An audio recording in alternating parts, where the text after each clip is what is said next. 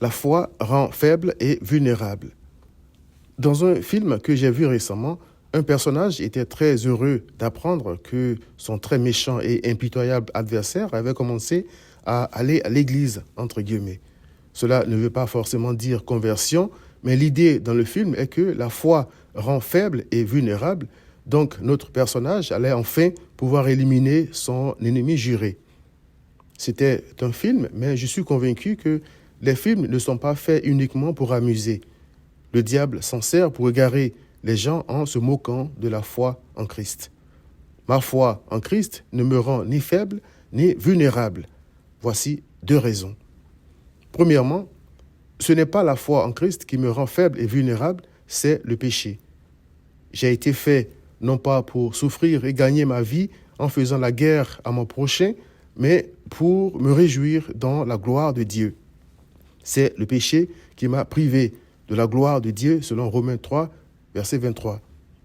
À cause de la désobéissance du premier homme, l'Éternel a dit, « C'est à la sueur de ton visage que tu mangeras du pain. » Genèse 3, 19.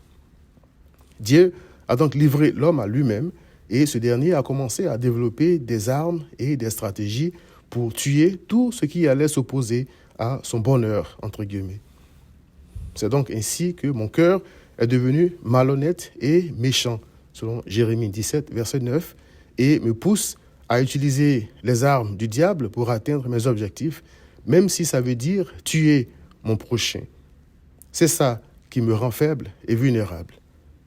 Il est écrit, « Non, la main de l'Éternel n'est pas trop courte pour sauver, ni son oreille trop dure pour entendre. Mais ce sont vos crimes qui mettent une séparation entre vous et votre Dieu. Ce sont vos péchés qui vous cachent sa face et l'empêchent de vous écouter. » Ésaïe 59, versets 1 à 2. Deuxièmement, c'est par le sang de Christ que Dieu réconcilie l'homme avec lui-même, selon 2 Corinthiens 5, 19, par le moyen de la foi, afin de lui donner un avenir glorieux en Christ. En Christ, je travaille dur pour gagner ma vie, mais je le fais en sachant que c'est Dieu qui donne le succès, voir Néhémie 1, verset 11, et non le malheur de mon prochain.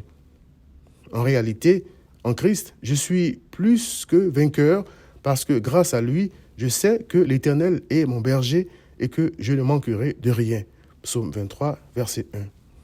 Ce que les ennemis de Christ appellent faiblesse, c'est donc le fait de chercher à aimer mon prochain comme moi-même au lieu de l'éliminer.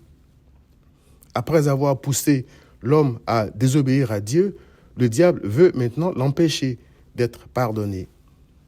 L'apôtre Jean a dit qu'en tant que croyant, ma force est en Christ et non en moi-même.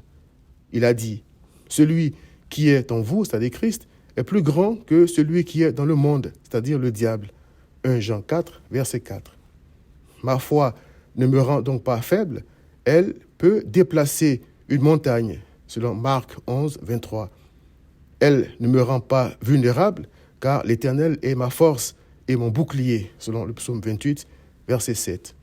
Chers amis, ne nous laissons pas tromper encore une fois. Viens à Christ.